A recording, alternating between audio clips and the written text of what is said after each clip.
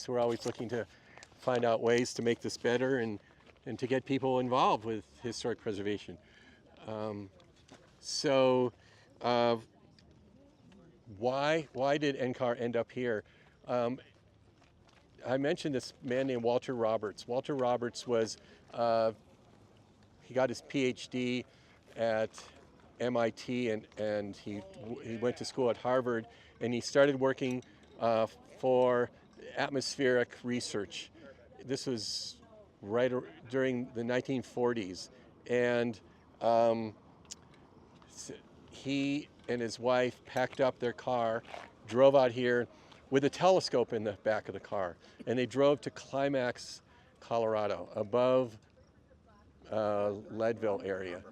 Yeah, and yeah, and they were living at the observatory there, and they proceeded over, I think, 5 or 10 years to have 3, 4, or 5 kids. And a great story is that she once contacted Betty Crocker and said, I need some help on baking cakes, birthday cakes, for my kids, and we're at high altitude. And they said, what altitude are you at? And she said 11,000 feet. And they said, no, that's not possible. There's no place. And she said, it is. And so she was an interesting person on her own. As I mentioned, she was on the planning board and city council, and she was one of the people very interested in establishing that no development would happen above a certain elevation along the foothills here. It was actually an idea that was started by Frederick Law Olmsted in 1910 to have a backdrop with no development. So she worked on creating the Blue Line. It's called the Blue Line, where no development's allowed. And across the table from her was her husband. Sharing her bed was her husband, who said, hey, honey, we're going to build a building above your Blue Line. What do you think about that? Oh, my God. Can you imagine the conversations they had? This site is actually visible from his house, and he used to be able to hike up here. And the story about I.M. Pei, when he first came out here, before he was selected, Walter Roberts would meet with the architects, and Pei was recommended because, guess what? He went to Harvard and MIT, just like Walter Roberts. He knew a lot of the same people Walter Roberts did, and he had never designed a building like this. He'd been doing primarily apartment buildings for a developer, William Zeckendorf, in New York City and in Philadelphia. But he wanted to open his own firm, and he did a building at MIT that was a lab building that was a tower, like 20 stories tall. And he got shortlisted, meaning he's one of the finalists to get this project. And he showed up at Walt Roberts' house, and they said, let's go up. And he was wearing a 3-piece suit and wingtips. He was the son of the Bank of China, the president of the Bank of China. He lived a very privileged life. He hiked up here in his wingtips and his suit. And it was a mind-blowing experience for him because he had never been to a site like this. He'd never designed a building except in an urban area, and he'd never camped on the site. So once he got selected, they actually did camping up here, drinking bottles of wine, talking about the world and the future of the world. Part of the mission of the National Center for Atmospheric Research was so that generals like Dwight Eisenhower would have a better way to predict the weather when they're about to do an invasion of Normandy. So it was a military, some of it was military. It has since evolved to become one of the leading centers to the study of climate change and global warming. In order to do it, they had to have probably the world's fastest computer outside of the Pentagon here on the site. And it was here for years and years, and it operated. It was a Cray computer made up of things the size of, refrigerators, just hundreds of them merged together. They've since built a new computing center. It's in Wyoming, but it's on a network, and they're all connected in here.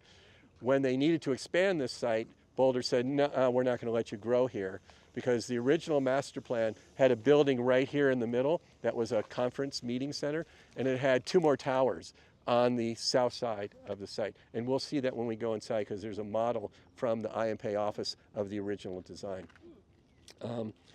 And Some of the design inspirations for this were, you've heard about Mesa Verde. So I.M. Pei and his wife drove down to New Mexico and then Four Corners area because he wanted to understand what were the precedents, what were the ancient indigenous ideas. He was influenced by things like Stonehenge and Machu Picchu, and he was thinking that this site, because of these monolithic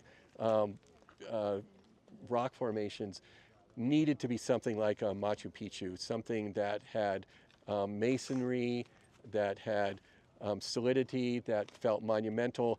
But he also loved the work of Le Corbusier, the French architect. And this could have come out of the Le Corbusier office as a very similar design approach, with the way there not a lot of windows, but a lot of sculptural forms, and it's mostly rectilinear, but there's a few curvilinear shapes, like kiva-like shapes that you see in the Pueblo-style architecture. The other thing that he played with was the material. It's all concrete. He had 3 different textures in the concrete, which is kind of the way that he celebrated it in terms of the ornament. And this building was an addition. Walter Roberts initially liked the idea of having all the scientists be together and bump into each other, and but he eventually wanted to have a place that he could go off on his own. So he had an office there with a major conference room, because they couldn't build the big conference center, but they built that, and that was by the Pei office. And then just this was a setting of one of the scenes in the movie Sleeper that Woody Allen directed in the 1970s. And there's a picture of Woody Allen inside, rappelling down the side of this building, escaping from the thought police or something like that. I can't remember what it was. I think that's the overview. So let's walk over there. And they also wanted to have the site be as natural as possible. They didn't plant lawns. They kept it with native grasses and the native pine trees. There are some plazas that were designed by a landscape architect named Dan Kiley. He did also landscape design at the Air Force Academy. Of course, the Air Force Academy was being built just before this was being built. You also had NORAD, the nuclear bomb missile center in Colorado Springs. You had the National Renewable Energy Laboratory going on, and the National Geological Society, something like that, in Golden. So all these national labs were coming here. And you can see this sidewalk once, this tree was here before the sidewalk, so they built around it. And then, unfortunately, the tree died, but they carved it. If you go to Mesa Verde or to some of the other Pueblo places, you see keyhole type windows. Sometimes they're that shape, sometimes they're upside down. And this is a really cool thing. There's a stairway there, and you come down the stair and you can kind of look through that aperture, that window there. So. Yes. Sonoma kind of reminds me. Yes, right. Kind of a primitive, futuristic. Right, exactly. Yes, yeah. So this is a part of that kiva-like shape. This is another stair, and it's a really interesting design because it's 2 curves that overlap each other, but there's a space between them that allows you to go up in that stair. And it's like going into a kiva. There's a little kind of a cleansing sense where you're disoriented, you're turned around, and then you're turned back online instead of just going straight up to the entry plaza. So there's something ceremonial about it. This concrete is a technique that Le Corbusier developed. It was called béton brut, where they created in the wood forms this texture like corduroy. And then they started to call that type of architecture brutalism after the béton brut. But it didn't have anything to do with the verb to be brutal or the adjective.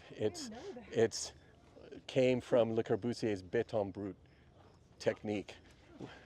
The other thing is, this is board formed little wood strips that were the formwork for the concrete. So you have the two different major textures, and then these holes are where there were metal screws that would screw through the wood into the other side, and then they would pour the concrete in. When they would take the panels off, they'd unscrew it, and they would leave these little dots. So it became a certain kind of poor man's ornament. Pretty cool. Yep. And didn't you say that the color comes from the quarry? I haven't said that yet, but sorry. you're exactly right. So now that you've been turned around, Yeah. the other thing to know is there's lighting here, and the lighting is tucked up underneath inside here.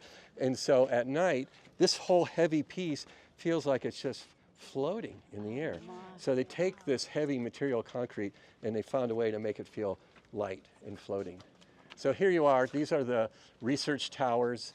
The research offices were in these towers, and most of the research laboratories were happening underground. So underneath this plaza is research laboratories, under the whole thing all the way across. And then the scientists would take their, here I've got a couple people whose parents worked here. So am I describing it right? Yeah, yes. My dad one day at work came home and he said, Woody Allen was hanging outside my window. That's nice. Also, my dad, on his laptop, he had a little sticker that said, my other computer is a Craig. Yeah.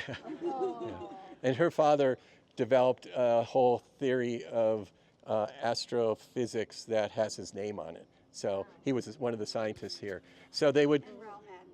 And my dad with Raoul Madden. Yep. So if you look up the Madden-Julian oscillation, they have whole conferences about it. So yeah, I live here because Walt, I never heard anyone call him Walter. Walt hired my dad. Yep. And Walter Roberts was a pretty informal guy. He would show up in jeans and overalls and hiking shoes. You'll see pictures of him in a suit and a tie in here, but he was known as more informal, and he was a real people person, a great communicator. Getting back to concrete, because there's a third kind of concrete here. So this is a concrete that is a smooth finish, unlike the board finish or unlike the corduroy finish.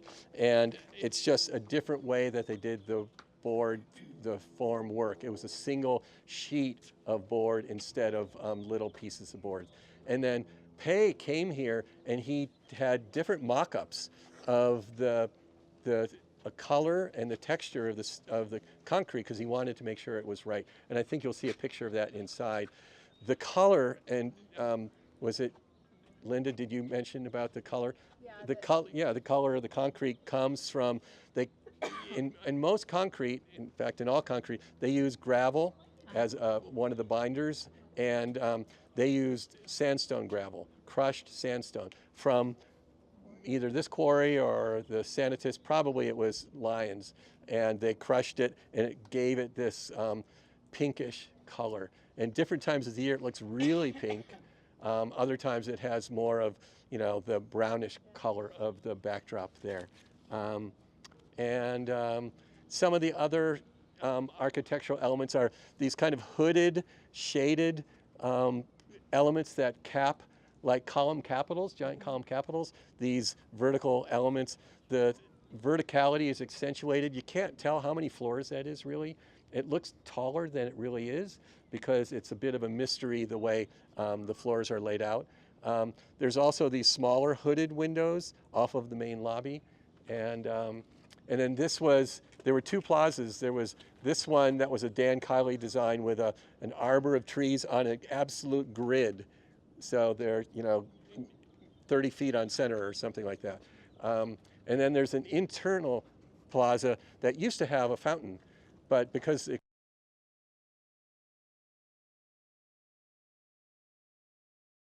they actually got rid of it, unfortunately. But you know how windy it gets here in Table Mesa. It's been over 100 miles an hour here. Particularly right here. Yes, yep.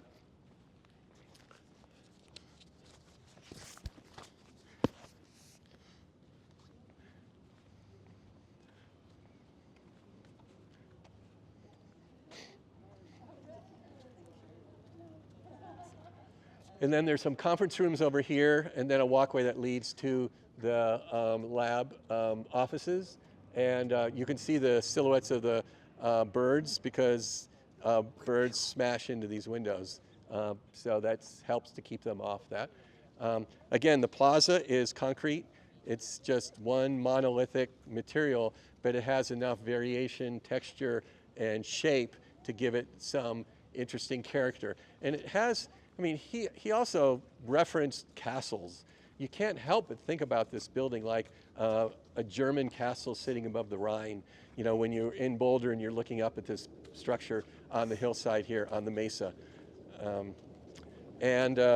So let's go in and we'll go through the lobby and there's a display toward the back. Yeah.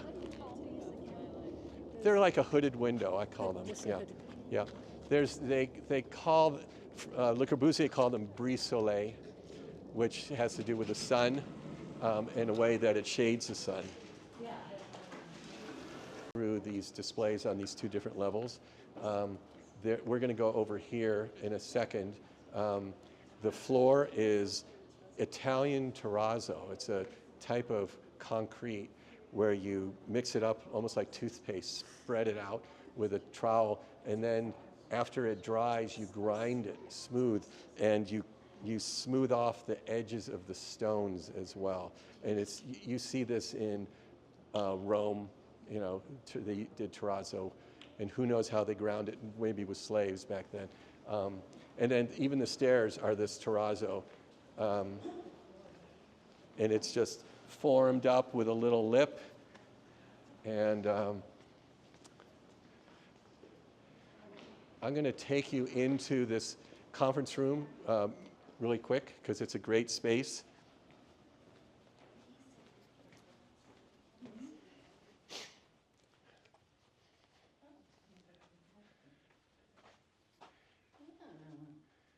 Yeah. Cool. I was curious, did the science organizations help pay for this, or who ended up paying for So this whole thing? this was not a federal lab. It's a National Institute of Science Foundation. So that money comes from the government. So it's taxpayer money. Okay. Yes. Yeah. This is just a great auditorium, and it's been remodeled. So originally it didn't have the wood on the walls. I think it was the concrete, but I think it might have been even this terrazzo-like material. But acoustically, it's really great. It's not echoey. It projects the shape of the ceiling, helps with the projection of sound. So that was another one of those architectural things that the appearance of the room, particularly the ceiling, was supporting the function of the acoustics, not because the architect said, that's a cool ornament. No, it was because it helps with the sound of the space. So that's this room. It's nice to be able to sit down, but we're going to head out. Any questions before we go out? We're just going to go out around this display area over here. Is this just used for internal use? It's general, yes, I think it's used for internal use, but I bet classes, I think students come in here. Yeah, yeah.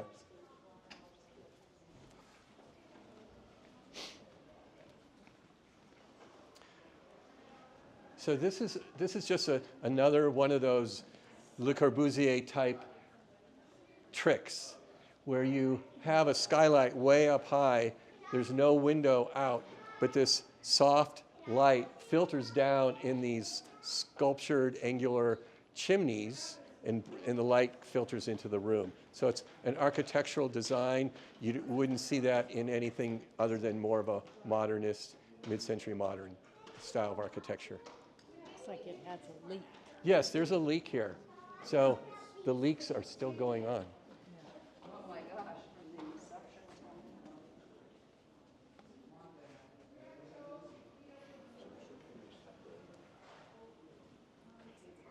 So this is a picture over here of Walter Roberts and I Am Pei. And yeah, he was a kind of person, I heard him speak when I was in New York, and I had some friends who worked for him. He was the kind of person who could sell you the Brooklyn Bridge. He was an amazing communicator. He was a great salesman. He was the main person to bring work into his office. He had up to 500 people working in his office at its height on Madison Avenue, no less. And, but this was how he got his start here. And there's Mr. Roberts, and there's some images of the architectural drawings and what that looked like. When the building was under construction, it was poured concrete. And here's the poured concrete. It's filled with little rebars, little bars of metal to give it its structural strength. IMP is also known, his firm, for some other famous buildings, the John Hancock Tower in Boston, the Louvre Museum addition and remodel in Paris.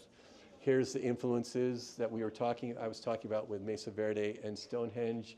And then this is interesting. These are some of the early design concepts that he had. This was the second design. The first design was a single tower. And they said, no, we want a village. We want an acropolis. We want this to be like Caltech with a village of buildings on the mountaintop. And so he came back with a village of buildings, but they were so uniform. And they said, no, go back to the drawing board. And he was eager to do it. And so he came up with the design that you see behind you. And you see this model. This model is from the IMP office. You can see the closest to you, there are two towers. Those were not built. And he was sad because he liked the fact that they actually went down below the level. So this lower level that we're standing on top of, where the labs were, would have daylit right through that building, those two towers, and kind of grab the edge of the mesa top. Where these are sitting on top like a platform, those kind of grab the edge. So that didn't get built. And also that semicircular building in the middle there, that was that conference center, that didn't get built. But well, they ran out of money. It was a tight government project, and the budget went over, and so they had to cut that out. And then it didn't get built after that because his wife won the battle from then on. There was nothing else built above the blue line. And so all the expansions that happened for NCAR and UCAR, the University Center for Atmospheric Research, were done in town, more of kind of on the northeast side of town and at the university. Another thing that's kind of funny, you see these rounded arches here. I learned a story about this when IMP was forced off the project, and then he came back 25 years later. He saw these rounded arches, and he said, I don't remember those rounded arches in any of our drawings. And they said to him, well, you know when you were kicked off the project, Walter wanted rounded arches. So Walter got rounded arches. So, they're actually behind us. You can't see them from here, but they're part of this west side of the building. And it creates this nice colonnade sort of space, and has a little bit more of a Roman arch quality to it, whereas Pei was more of the rectilinear person. So do you think that as an architect yourself, that enhanced it, or? So I think it enhances it, because I think that, and this is my own architectural training, that if everything was just boxes, then it would feel monochrome, kind of boring. But once you throw in some soft curves, some arches, then you get this contrast between the curve and the rectangles. And the rectangles then look actually crisper, I think, because you have this foil of the arches and the curvilinear form of that stair that we came up in. This is that picture. That's Woody Allen, Sleeper.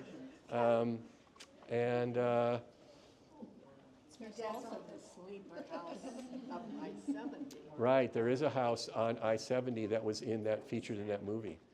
Yeah. And then if you come here and bend down, that's the remnants of the Cray computer down there. You can see the ends, the boxes of them. Yeah. And so that whole floor was the Cray computer, super fast computer. I was a key punch operator when those things were huge. How were you? Yes. Huh. Oh my God. Yes. No, no, in New York. Yeah. And another aspect of this design that I wanted to point out, the glass in these windows was probably something that was as large as ever produced at the time. These are just giant sheets of, I think it's single pane glass. The other thing is, in order to support it, this is a solid piece of steel. So these mullions are not like present day where you have aluminum mullions that support smaller windows. This is solid steel, the whole thing, all the way through to give enough support for this huge piece of glass with 100 miles of wind blowing on it and supporting it and not letting it go. So Does it weave? does the glass weave? Yeah. I don't think it does. I think it's stable. Otherwise, it would have shattered. So that's the gist of this tour. What I recommend, if you want, is to go see the exhibit. On the upper floor of the exhibit, there's this great skylight, a line of glass in the ceiling that brings daylight in. And sometimes down the hall, the main conference room is open, so poke around on your own until somebody says you can't go there.